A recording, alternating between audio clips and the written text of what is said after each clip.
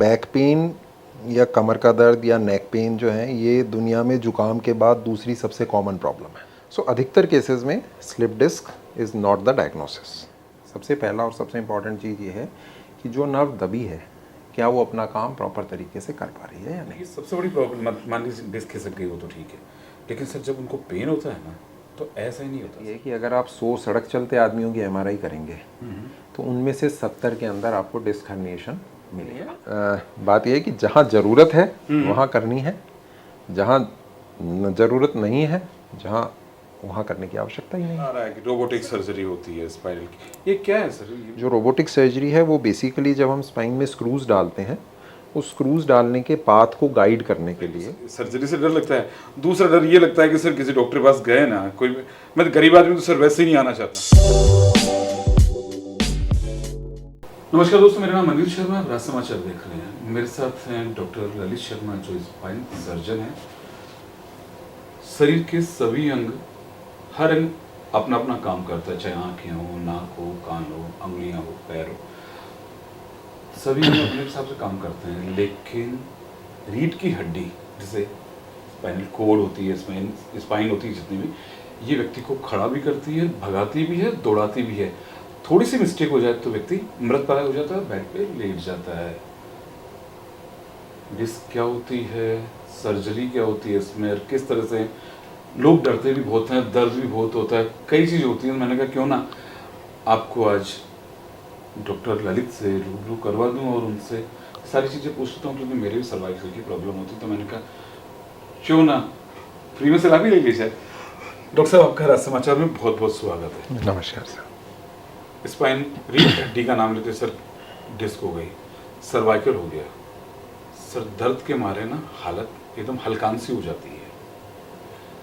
Sir ये disc है क्या? जिससे पूछते हैं ना सर, एक आदमी आता है बड़ा सा सर पट्टा लपेट करके बैठा रहता है, गाड़ी में देखते हैं, बाइक पे देखते हैं, मैंने क्या हो गया, बोला डिस्क खिसक, ये क्या है सर, स्पाइनल कोड क्या है?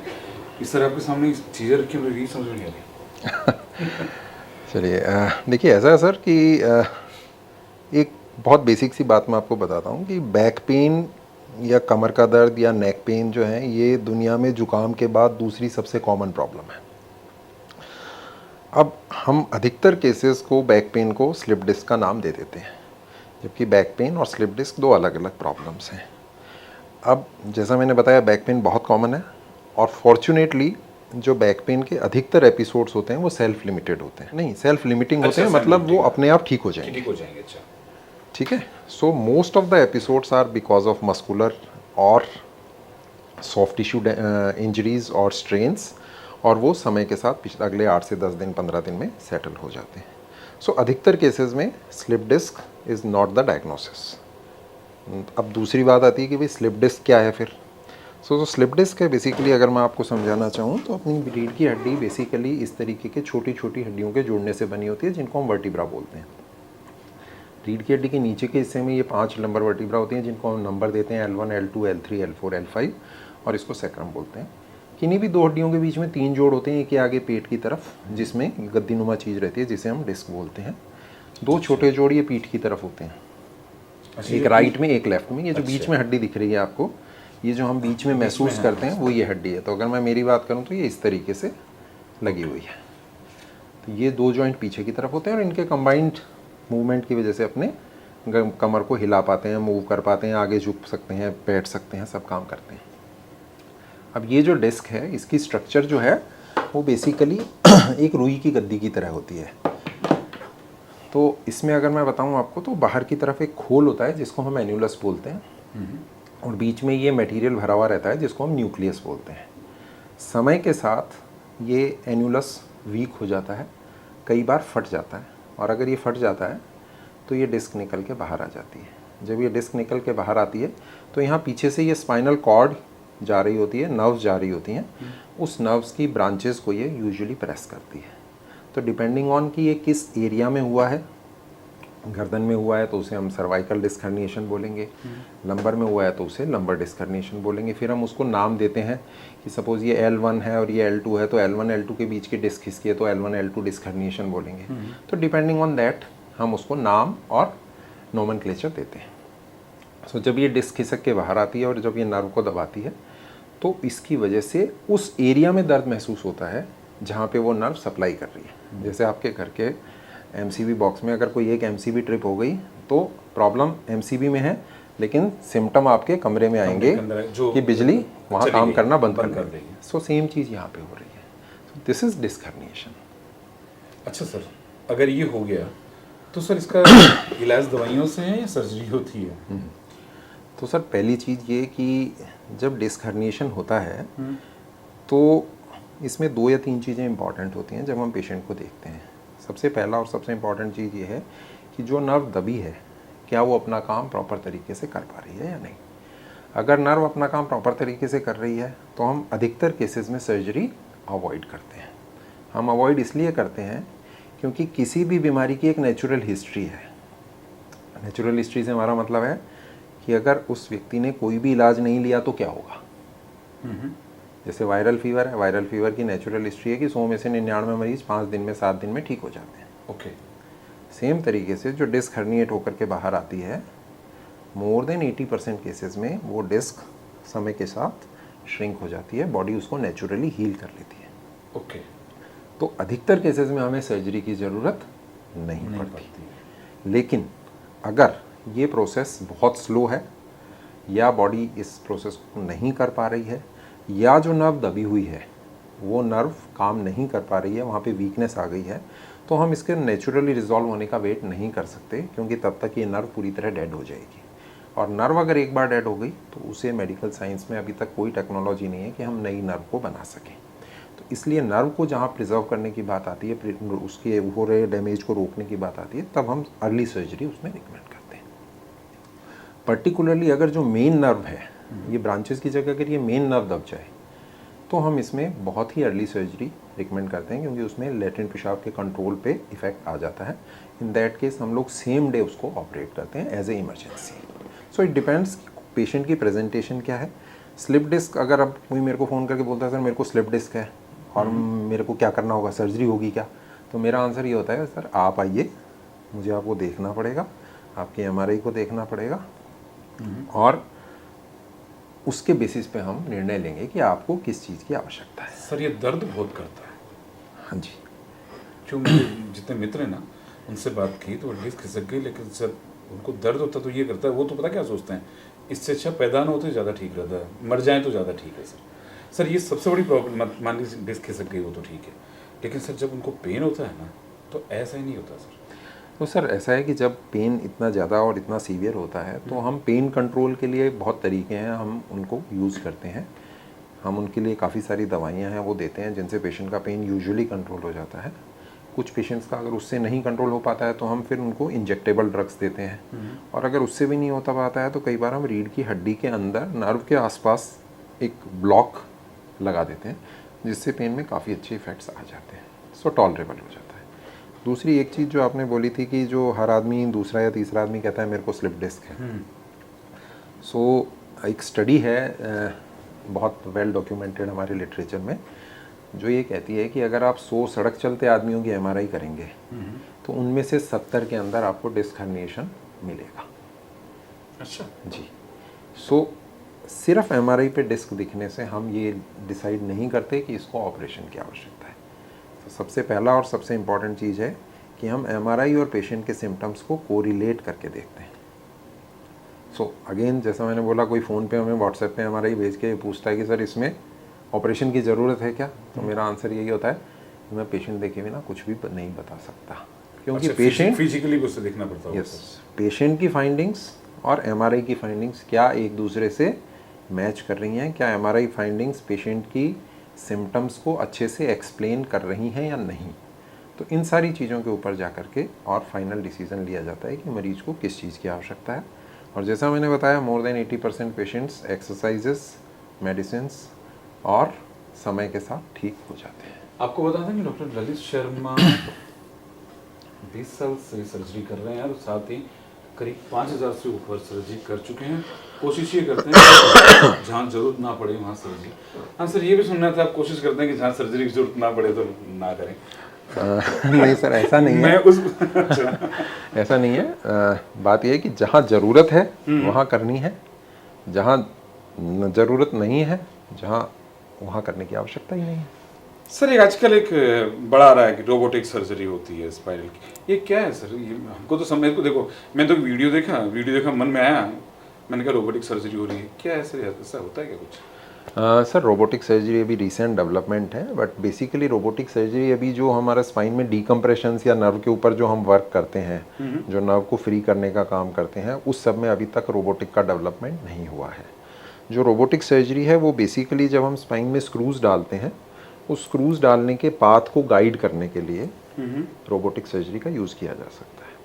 So it is like navigation. जैसे आप गूगल मैप्स का यूज़ करेंगे, सपोज आप किसी रास्ते पे नए जा रहे हैं तो आप उस रास्ते पे जाने के लिए गूगल मैप्स का यूज़ करेंगे, सो गूगल मैप्स आपको रास्ता दिखाएगा।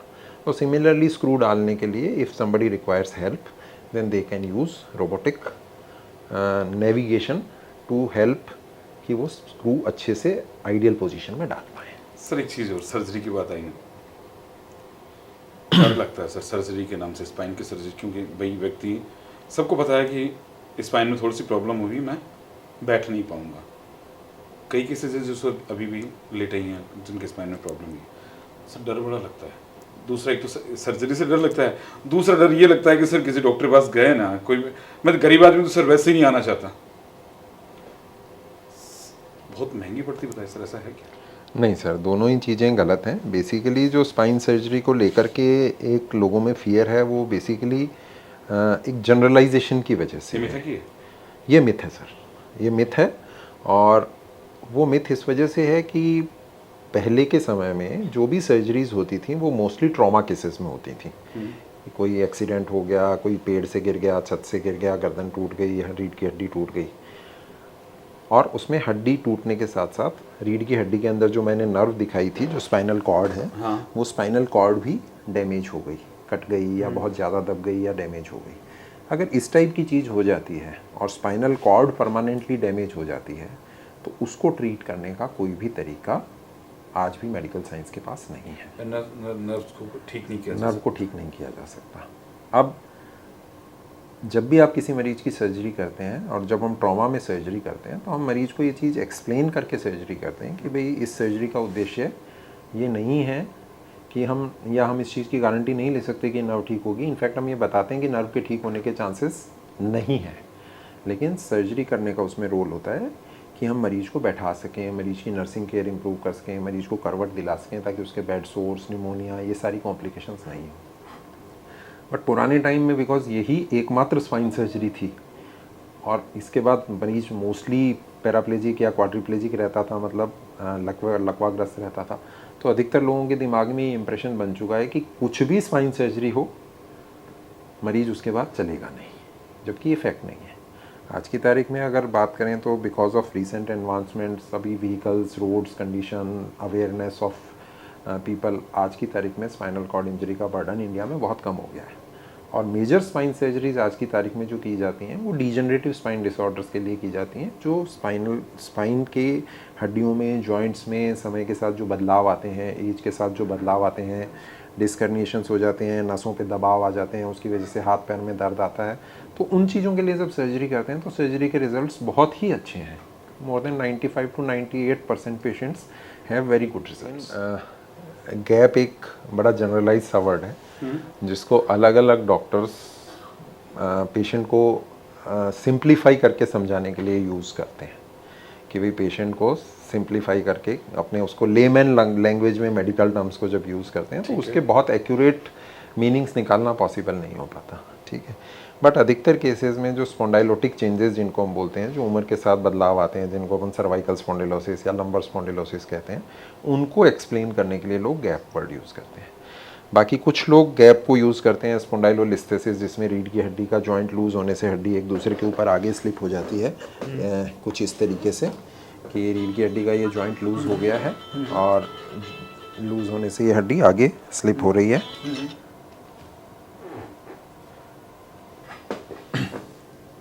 तो जब इस तरीके से हड्डी एक दूसरे के ऊपर आगे स्लिप होती है, पीछे से नर्व्स दबती हैं, तब इसको स्पॉन्डाइलोलिस्थेसिस बोलते हैं। कई लोग इसके लिए भी गैप वर्ड यूज़ करते हैं। सो गैप एक बहुत ही जनरलाइज सी टर्म है और इसको एक्सप्लेन कर पाना बहुत मुश्किल है कि डॉक्टर ने, जो ट्रीटिंग फिजिशियन है, उसने किस चीज़ के लिए उस वर्ड को यूज़ किया है। तो सर अधिकतर केसेस में जो गैप वर्ड यूज़ होता है वो बेसिकली हम लोग डीजनरेशन के लिए यूज़ करते हैं। डीजनरेशन में एज के साथ ये सभी डिस्क जो हैं ये श्रिंक होती जाती हैं, इनकी हाइट कम होती जाती है बिकॉज इनके अंदर जो वाटर कंटेंट है वो बेसिकली अपनी लेमन टर्म में मैं बोलूँ तो ये डिस्क सूखती जाती हैं। जब ये सूखती हैं तो इनकी हाइट कम होती जाती है और नॉर्मली इसी को गैप आना लोग बताते हैं। सर कितने तरह की सर्जरी होती है?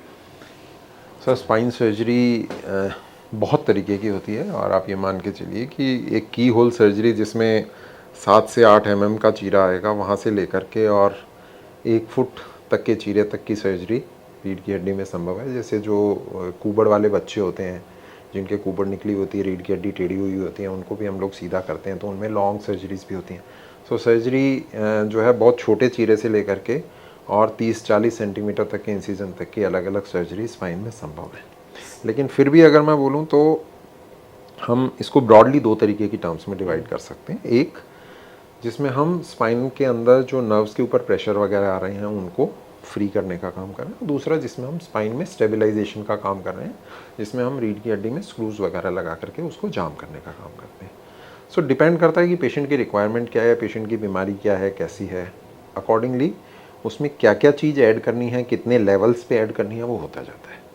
तो सपोज़ अगर कोई मेरे पास पेशेंट आता है जिसको रीढ़ की हड्डी में टीबी है, उसमें नस मवाद जो है वो नस को भी दबा रही है, मरीज़ के पैर भी कमज़ोर हो चुके हैं, तो वहाँ हमें स्क्रूज भी लगाने पड़ेंगे, नस के ऊपर से प्रेशर भी रिमूव करना पड़ेगा, बीमारी को भी हटाना पड़ेगा, पस को साफ़ करना पड़ेगा, तो मल्टीपल चीज़ें करने की ज़रूरत पड़ सकती है। वहीं कोई दूसरा पेशेंट अगर आता है जिसको जो जैसे हमारे टोंक साइड में है, इधर काफ़ी फ्लोराइड के पेशेंट्स आते हैं, फ्लोरोसिस के, उनमें रीढ़ की हड्डी के अंदर लिगामेंट में कैल्सिफिकेशन हो जाता है जिसको OYL या ओसिफाइड येलो लिगामेंट बोलते हैं। तो उनमें हम लोग कई बार सिर्फ डीकम्प्रेशन करते हैं, सिर्फ उस लिगामेंट को रिमूव कर देते हैं। अगेन अगर 1 लेवल पे है तो हम 1 लेवल पे करेंगे, अगर 5 लेवल पे नर्व पे प्रेशर आ रहा है तो हमें 5 लेवल करने की ज़रूरत पड़ेगी। सो ये एक तरीके से कस्टमाइजेशन है।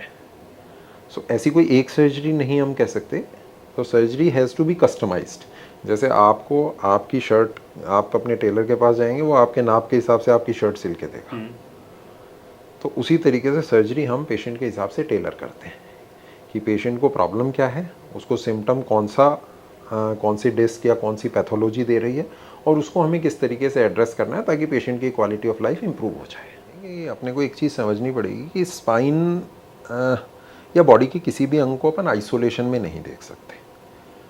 बॉडी एज ए कॉम्बिनेशन काम करती है, सभी अंगों को मिला के काम करती है। तो जब रीढ़ की हड्डी की जहाँ तक बात आती है, तो रीढ़ की हड्डी को हम सिर्फ ये नहीं देख सकते कि सिर्फ रीढ़ की हड्डी में क्या प्रॉब्लम है, हमें ये भी देखना पड़ेगा कि रीढ़ की हड्डी के आसपास जो मसल्स हैं जो उसको सपोर्ट दे रही हैं, जो सपोर्टिंग स्ट्रक्चर्स हैं, उनकी स्ट्रेंथ क्या है, उनकी टोन क्या है, उनकी क्वालिटी क्या है, वो कैसा काम कर पा रही हैं। तो जहाँ तक पोस्चर का रिलेशन है, डेफिनेटली अगर कोई आदमी स्पाइन को बहुत लंबे समय तक मिसयूज़ करता है, उसको गलत पोस्चर में बैठता है, गलत तरीके से यूज़ करता है, और साथ में उसकी सपोर्टिंग स्ट्रक्चर्स जो मसल्स हैं, पैरास्पाइनल मसल्स हैं, एब्डोमिनल मसल्स हैं, वो वीक हैं, उस कंडीशन में स्पाइन में इंजरी होने के चांस बढ़ जाते हैं। उन पेशेंट्स को बैक पेन होने के चांसेस बढ़ जाते हैं।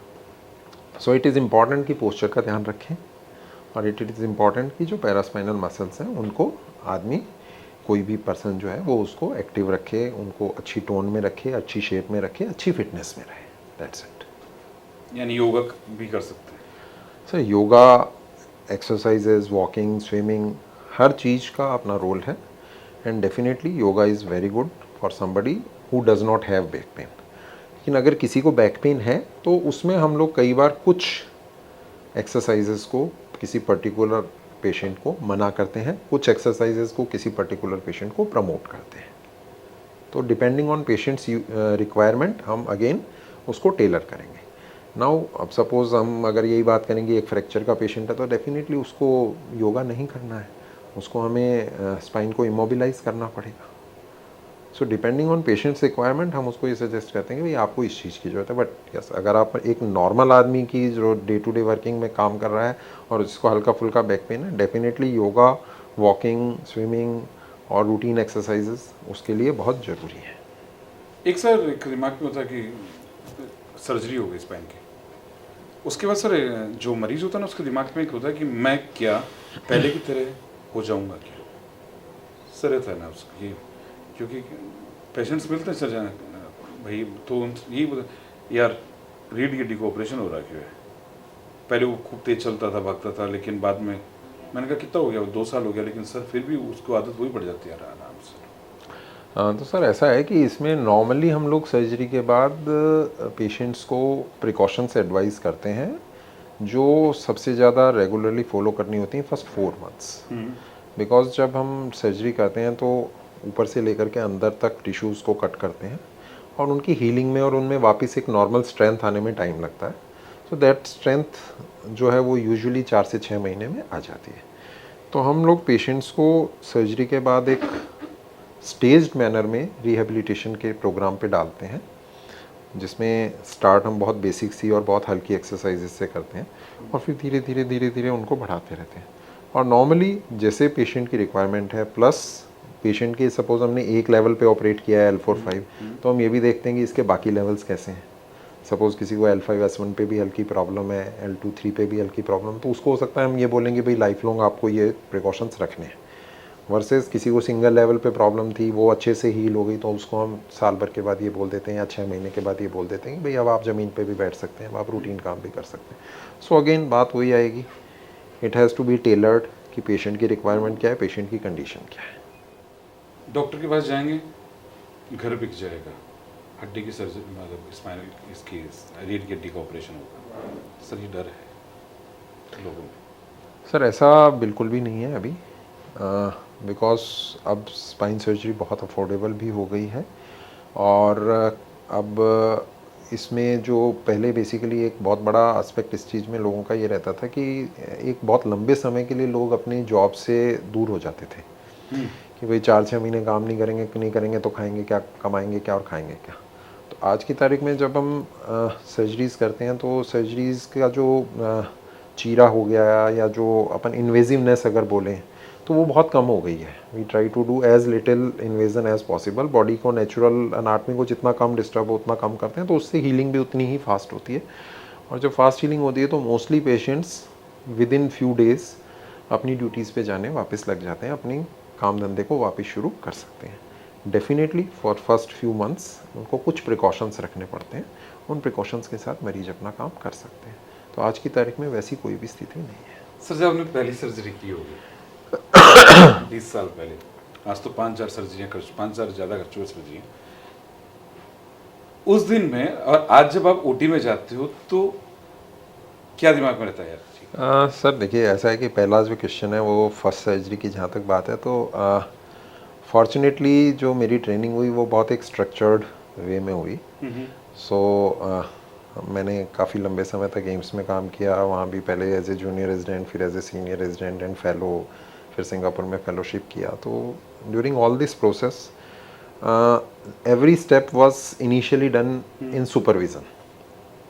और एम्स तो अपने आप की जगह, तो हर चीज़ को ग्रेजुअल तरीके से इस तरीके से ट्रेन किया गया कि जब तक हम लोगों को इंडिपेंडेंट काम करने के लिए मिला तब तक हम लोग फुली ट्रेंड थे। सो डेफिनेटली ऐसा कोई बहुत ज़्यादा स्ट्रेस या एंजाइटी वाला रीज़न नहीं था, बट पेशेंट की एक्सपेक्टेशंस शुरू में मीट करना थोड़ा डिफिकल्ट रहता था, बिकॉज जब आप शुरू में आते हो प्रैक्टिस में तो मरीज को ये लगता है ये नए डॉक्टर है कि खराब कर देगा सर ये होता है। सो rather than surgery it was the pre operative part जो सर्जरी से पहले ओपीडी से रिलेटेड, कि पेशेंट को ये कॉन्फिडेंस दिलवाना कि नहीं आपका सब काम ठीक हो जाएगा। दैट वाज आई थिंक वो इनिशियली बहुत ज़्यादा डिफ़िकल्ट था और अब वो चीज़ बहुत रिलेटिवली ईजी है, because patient to patient communication हो जाता है, लोगों को अब कॉन्फिडेंस आ गया है, तो उस चीज़ में ज़रूर डिफरेंस आया है। बाकी जहाँ तक आज भी हम सर्जरी के लिए जाते हैं और पहले भी जब सर्जरी के लिए जाते थे तो हमारा अप्रोच तो सेम रहता है सर। उसका रीज़न ये है कि इट मे बी मेरे लिए ये 5,000 7,000 8,000 जो भी सर्जरी का नंबर है वो है, बट जो पेशेंट वहाँ पे उसके लिए तो ये पहली या दूसरी है, तो उसके लिए रिज़ल्ट उतना ही इम्पॉर्टेंट है जितना पहले मरीज़ के लिए था, उतना ही आज इस मरीज़ के लिए भी रिज़ल्ट उतना ही इम्पॉर्टेंट है। तो हमें उसी हिसाब से फुल डेडिकेशन के साथ अपना बेस्ट एफर्ट बस ये है कि जितने मरीज आए ना उस हिसाब से ना दिमाग विकसित हो गया कि हाँ ये इधर ना बुद्धि विकसित हो गई होगी सर सबसे क्रिटिकल सर्जरी अब तक की कौन सी रही है? तो सर सबसे क्रिटिकल सर्जरीज बेसिकली जो हम लोग करते हैं, जो करने में हमें पर्सनल एक सेटिस्फेक्शन भी मिलता है, वो हम लोग प्रेफर करते हैं स्कोलियोसिस सर्जरीज। जो छोटे बच्चों में रीढ़ की हड्डी में टेढ़ापन आता है, सर आपने कुबड़ आता है। हाँ याद आया मैंने कहीं पढ़ा था कि आपने एक बच्चे की वो पूरी टेढ़ी थी सर उसको सीधी की थी। तो जो कुबड़ की सर्जरीज हैं हाँ वो बहुत चैलेंजिंग होती हैं। कुबड़ सीधी हो सकती है सर? हाँ जी, हम इस चीज़ को रेगुलरली करते हैं, कुबड़ को सीधा लेकिन ये करते बच्चों हैं। में ही होती है या बड़ों में भी हो सकती है सर? सर मोस्टली एडल्ट्स में ये सर्जरी बहुत कम की जाती है, बट मेनली ये हम करते हैं ग्रोइंग चिल्ड्रन में, और उसमें भी ये कंसेप्ट है कि जितना जल्दी करेंगे उतना बेटर है। सो हम बच्चे की एज, हाइट, ग्रोथ की स्टेज, डिफॉर्मिटी का लेवल, काफ़ी सारी चीज़ें देख के डिसाइड करते हैं कि उसके लिए कौन सी सर्जरी प्रेफरेबल है। बट डेफिनेटली कई बार बहुत ही चैलेंजिंग केसेस आते हैं, बहुत ज़्यादा टेढ़े, बहुत ज़्यादा डिफॉर्म्ड स्पाइंस मिल जाती हैं। ऑब्वियसली कॉन्फिडेंशियलिटी का रीज़न रहता है, तो मैं आपके सामने बच्चों का नाम नहीं ले सकता। तो उन चीज़ों को करने के लिए, डिफॉर्मिटीज़ को सीधा करने में, बिकॉज वो सर्जरीज होती हैं जिसमें हमें कई बार 10 घंटे, 12 घंटे, 14 घंटे भी लगते हैं। So after 14 hours of work since morning आप खड़े हैं, रात को 9 बजे 10 बजे आपकी सर्जरी ख़त्म हो रही है, तब आप कुछ खा रहे हैं, और उसके बाद जब वो पेशेंट ठीक होता है तो उसमें एक मेंटल सेटिस्फेक्शन बहुत अच्छा मिलता है। सर पूरा ना एक फीलिंग ऑफ वर्थ आती है कि हाँ आपने कुछ अच्छा काम किया है। तो मैंने ऐसी चीज़ों के अंदर ज़्यादा रिलैक्स आदमी ये होता है कि हाँ बस मैंने जो सीखा वो आपने अप्लाई किया वो सर होता क्या है कि जब किसी डॉक्टर के पास जाते हैं, कई बार क्या होता है सर कि प्रॉब्लम्स होती है स्पाइन में, तो स्पाइन वाला भेज देता है न्यूरो वाले के पास, न्यूरो वाला भेज देता है स्पाइन बोले यार नहीं ये मेरा नहीं है वो। सर आदमी अभी का एक केस बता रहा हूँ सर, रमेश शर्मा जी हैं झुंझुनू के, वो आए थे तो स्पाइन वालों को इस भेजा, तो स्पाइन वालों ने कहा ये काम हमारा नहीं है, न्यूरो के पास जाइए। जब न्यूरो के पास गए सर, न्यूरो वालों ने कह दिया यार ये तो स्पाइन के प्रॉब्लम। सर आदमी कंफ्यूज हो जाता है सर, क्योंकि न्यूरो का भी सिस्टम यहाँ से है और स्पाइन, वो बंदा करे क्या सर? पीड़ा सर सच में होती है, क्योंकि दोनों एक दूसरे के लिए कहते हैं कि ये रिलेटेड सर, दोनों का न्यूरो में प्रॉब्लम होती है, इसकी न्यूरो की भी और स्पाइन की भी। सर उस सिचुएशन में आदमी क्या करे? सर ऐसा है कि एक्चुअली फॉर्चुनेटली इस मामले में हमें ज़्यादा प्रॉब्लम नहीं आती है, क्योंकि हम लोग यहाँ पे एज ए टीम काम करते हैं। ओके तो इसमें प्रॉब्लम मोस्टली ऐसी जगहों पे आती है जहाँ कम्युनिकेशन का थोड़ा सा गैप है। व्हेन डॉक्टर जो है पर्ची के थ्रू आपस में एक दूसरे से बात कर रहे हैं रेदर देन स्पीकिंग पर्सनली, और जब हम एक दूसरे से बैठ के, या कई बार ऐसा इशू आता है कि it is not clear, then हम लोग उसको एक मेडिकल बोर्ड टाइप बना करके, जो भी कंसर्न 2-3-4 डॉक्टर हैं, may be neurophysician, neurosurgeon, orthopaedic surgeon, spine surgeon, सब लोग भी कई बार एक साथ बैठ करके निर्णय लेते हैं, क्योंकि कई बार मल्टी सिस्टम प्रॉब्लम्स भी आती हैं। ओके पेशेंट को एक जगह ही प्रॉब्लम नहीं है, 2 या 3 जगह प्रॉब्लम है, आप प्रायोरिटाइज कैसे करें कि भाई कौन सी चीज़ को पहले एड्रेस करना है, कौन सी चीज़ को हम सेकेंड स्टेज में एड्रेस करेंगे। तो जब ऐसी प्रॉब्लम्स आती हैं तो फिर हम टीम अप्रोच के साथ उस चीज़ को डिसाइड करते हैं, और जो बेस्ट पेशेंट के लिए हम लोगों को लगता है कि भाई ये अप्रोच बेस्ट रहेगी, पहले इस चीज़ को ट्रीट करना है, फिर इस चीज़ को ट्रीट करना है, और फिर लास्ट में इसको ट्रीट करना है, देन हम पेशेंट को वो चीज़ समझाते हैं कि भाई हमारे हिसाब से ये इस तरीके से ये काम होना चाहिए। सर अभी अब जिस टोक वाली बात कही, तो इधर के पेशेंट्स के ज़्यादा होते हैं? नहीं, कुछ बीमारियां इधर ज़्यादा हैं जो फ्लोराइड वाली सर कितना फर्क पड़ता है फ्लोराइड से मात्रा से? ज़्यादा मात्रा हो तो कितना नुकसान होता है हड्डियों को? सर फॉर्चुनेटली अब फ्लोराइड वाली जो प्रॉब्लम्स थी वो काफ़ी कम होती जा रही हैं, क्योंकि आरओ से लग जाए उस चक्कर में। हाँ, अब अधिकतर जगहों पे आरओ उपलब्ध हैं, और अधिकतर जगह पे नहरी पानी भी उपलब्ध है। लेकिन जो पुराने लोग, सो अब आजकल अगर हम लोग ये फ्लोराइड और फ्लोरोसिस वाली प्रॉब्लम्स यंग पेशेंट्स में नहीं देख रहे हैं। जो हम देख रहे हैं वो उन पेशेंट्स में देख रहे हैं वो आर अबव 50-60, जिन्होंने बचपन में 10-20-30 साल काफ़ी लंबे समय तक फ्लोराइड का कंजम्पशन किया है। बट फॉर्चुनेटली अब वो चीज़ें बहुत मिनिमल होती जा रही हैं और आई थिंक हमारी प्रैक्टिस में हम लोग अगर बात करें तो अगर हम ग्राफ देखेंगे तो वो डाउनवर्ड जा रहा है और हो सकता है हमारे से नेक्स्ट जनरेशन के जो सर्जन्स आए वो शायद इस तरीके की चीज़ें उनको प्रैक्टिस में देखने को नहीं मिले। हड्डियाँ कमज़ोर हो रही है सर, ये हाँ सर, इसको बेसिकली हम बोलते हैं ऑस्टियोपोरोसिस। तो अगर मैं आपको समझाने के लिए सिंपल लैंग्वेज में बोलूँ तो होता यह है कि अपनी हड्डी के अंदर बेसिकली मेनली दो चीज़ें हैं, एक प्रोटीन एक कैल्शियम और एक calcium. So protein basically matrix बनाता है, उसके ऊपर कैल्शियम डिपॉजिट होता है और मिल करके हड्डी में एक स्ट्रक्चर में एक स्ट्रेंथ आती है।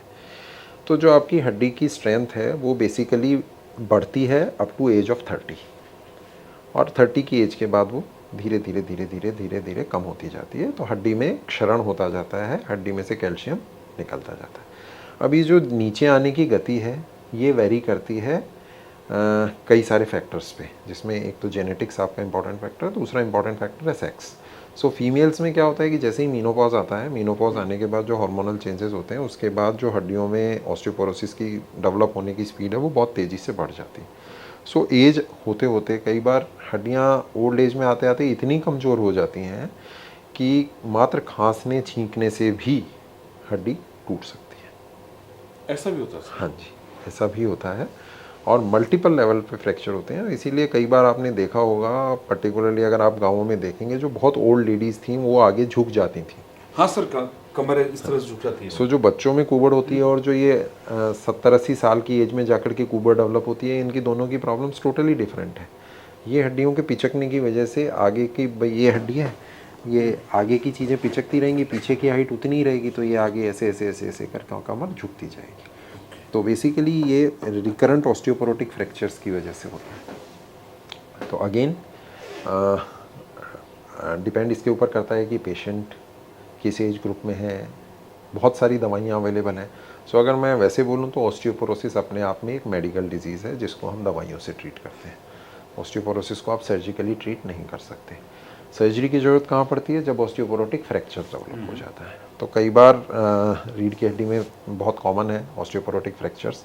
सो ऑस्टियोपोरोसिस में एक तो रीढ़ की हड्डी, दूसरा कलाई की हड्डी और तीसरा कूल्हे की हड्डी, ये 3 फ्रैक्चर्स बहुत कॉमनली होते हैं। तो रीढ़ की हड्डी में अगर फ्रैक्चर्स होते हैं तो mostly again first 4 to 6 weeks हम लोग उनको कंजर्वेटिवली ट्रीट करते हैं दवाइयों से, बेड रेस्ट से और सपोर्टिव ट्रीटमेंट से, कैल्शियम, विटामिन डी और ये सारी चीज़ें देते हैं। Again 80% fractures, 80 to 90% fractures heal हो जाते हैं।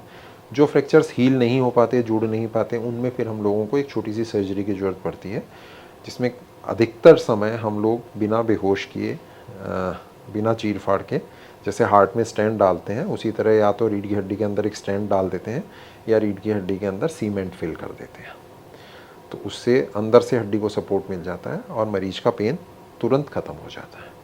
बट अगेन वो सेलेक्टेड केसेस में ज़रूरत के हिसाब से किया जाता है। बट अगर अपन सिंपल ऑस्टियोपोरोसिस की बात करें, डेफिनेटली कैल्शियम, विटामिन डी बहुत इंपॉर्टेंट है, एक्टिविटी लेवल बहुत इंपॉर्टेंट है, और जो अपन पीक बोन मास अचीव कर रहे हैं एट एज ऑफ 30, वो जितना बेटर होगा उतना आपका लॉस यू हैव, जितना आपका बैंक बैलेंस ज़्यादा है उतना आप ज़्यादा खर्चा कर सकते हैं, सीधी सी बात है। तो जो पीक बोन मास अपन 30 की एज पे अचीव कर रहे हैं, that should be as much as possible. मुझे लगता है कि डॉक्टर साहब ने जो कहा है वो आप लोग समझ गए होंगे। अभी पहला इंटरव्यू है इनका, फिर भी और भी लेते रहेंगे इंटरव्यू, भी पूछना तो बनता है। अगर लंबा इंटरव्यू कर देंगे बाद में आप लोग सुनेंगे नहीं। सही बात है सर जी, लोग है ना यार बंद करो, कर देते सर। सर स्पाइन में और क्या क्या है सब कुछ खास? सर्जरी तो हो गई, मेडिसिन सब जो होता है ठीक कर देते हैं, नहीं सर्जरी जहाँ जरूरत पड़े सर्जरी होती है, यानी लोग डरे ना सर सर्जरी के नाम से? सर बिल्कुल, जो बेसिकली सबसे इम्पॉर्टेंट चीज़ है वो है मिथ। हाँ, जो भ्रांति जिसे हम हिंदी में बोलेंगे, कि भ्रांतियों से ऊपर उठना बहुत ज़रूरी है। बिकॉज आज की तारीख में जो सबसे कॉमन प्रॉब्लम हम फेस करते हैं एज ए डॉक्टर, वो ये है कि जब हम किसी पेशेंट को जेन्युइनली सर्जरी की रिक्वायरमेंट है और हमें पता है, कई बार ऐसा भी होता है कि अगर ये पेशेंट सर्जरी में डिले करेगा तो इससे इसके सर्जिकल आउटकम पे फ़र्क पड़ेगा, सर्जरी का रिजल्ट ख़राब हो जाएगा, ऐसे पेशेंट को हम काफ़ी समझाने की कोशिश करते हैं कि भाई तुम्हारे लिए सर्जरी ज़रूरी है। बट पेशेंट उसका जवाब ये देते हैं, साहब हमें सब ने मना किया है। अब मैं पूछता हूँ सब कौन, तो उसका जवाब है सर पड़ोसी ने भी मना किया है, उसने भी रिश्तेदारों मना ने किया मना है, कर दिया। रिश्तेदारों ने मना किया है। सो मैं ऐसे मरीजों को हमेशा ये चीज़ समझाता हूँ कि भाई आपको ये चीज़ भी समझनी है कि आप किस मैटर में किसकी राय ले रहे हैं। हाँ, आप लेमैन से लोग तो सर ऐसे, अगर मुझसे कोई पूछे तो सही तो मैं भी ये कहूँगा, अरे यार डॉक्टर खराब कर दो तो वही वाली बात है, मैं ऐसे मरीजों को यही बोलता हूँ कि अगर आप मेरे से पूछ के फाइनेंस का कोई डिसीज़न लेंगे या अपने सीए से पूछ के मेडिकल का डिसीज़न लेंगे तो दोनों स्थिति में नुकसान आपको। सो जो एक्सपर्ट है आप उसकी राय लें, उसको मानें और भ्रांतियों के चक्कर में ना पड़ें। डॉक्टर साहब ने कहा कि एक्सपर्ट है उससे बात करें, क्योंकि देखिए अगर कोई मुझे ये कहेगा कि रीढ़ के डी का ऑपरेशन करो तो भाई मैं तो खुद मना कर दूंगा, यार मत करना, डर लगता है, सीधी बात है, डर लगता है तो लगता है। लेकिन डॉक्टर साहब ने कहा कि जो जानकार है, उससे पूछे भाई, जिसकी जानकारी जिसको उससे पूछे तो ज़्यादा ठीक रहेगा। जो भी अपनी फील्ड में एक्सपर्ट है, जो जिस फील्ड में हाँ, एक्सपर्ट है उसको उस बारे में आपको राय लेना लॉजिकल है। जो अपनी आजकल की जो शैली है पूरी आधुनिक पाश्चात्य संस्कृति, पहले सर क्या होता था, सर मेरा बेटा है ना, मैंने कई बार झुक लिया घर से, धोखा खाने से ही डरता है, पहले पैर छूते तो कम से कम एक मूवमेंट तो रहता था, बड़े आए हैं, बड़े भाई हैं या माता पिता आए या बुआ जी कोई भी आए। सर आज के जो जीवन शैली है ना सर इतनी खराब हो गई, उसका इस पे स्पाइन पर इस पे फर्क पड़ा है क्या सर आपके हिसाब से? डेफिनेटली जो स्पाइन के लिए सबसे डैमेजिंग एकमात्र चीज़ अगर मैं बोलूँ तो वो है मोटापा। हाँ सर, मुझे भी कई बार लगता है अपने आप को देख करके। तो मोटापा स्पाइन के लिए डैमेजिंग है। ओवरवेट होना, मसल्स, जैसे मैंने बताया मसल्स जो हैं वो स्पाइन की सपोर्टिंग स्ट्रक्चर्स हैं। अगर स्पाइन की सपोर्टिंग स्ट्रक्चर्स खराब है, मैं हमेशा मेरे पेशेंट्स को, कई पेशेंट्स को एक एग्जांपल देता हूँ जो मिडिल एज के हैं, जिन्होंने बचपन में वो समय देखा है जब हम छत के ऊपर एंटीना लगाया करते थे 20 फुट का। 20 फुट का, तो वो 20 फुट के एंटीना के साइडों में हम हमेशा तार तार ही बनते थे सर कि और अगर आए तो हिले ना। और अगर वो तार नहीं होते थे या लूज होते थे तो वो आंधी में एंटीना गिर जाता था। तो मैं मेरे मरीजों को हमेशा बताता हूँ भाई ये एंटीना तो स्पाइन है और ये जो तार हैं ये तुम्हारी मसल्स हैं। अगर ये लूज रहेंगी तो एंटीना, जिस दिन भी आंधी आएगी उस दिन एंटीना गिरेगा। तो सर यही हो रहा है। यही हो रहा है। चलिए सर, आपने आज हमें बहुत समय दे दिया सर, आगे भी आते रहे ना पूछने के लिए जरूर। क्योंकि देखिए क्या होता है, लोगों के क्वेश्चंस उसमें आते हैं ना कि जब आपका इंटरव्यू जाएगा तो सर पता है लोगों के जो क्वेश्चंस आते हैं ना, डॉक्टर साहब ने महाराज वो भी पूछिए, डॉक्टर साहब ने जब भी हमें लगेगा कि इतने सारे क्वेश्चंस आ गए आपको पूछने के लिए जरूर, बिल्कुल सर आपने हमें समय दिया उसके लिए बहुत बहुत थैंक यू।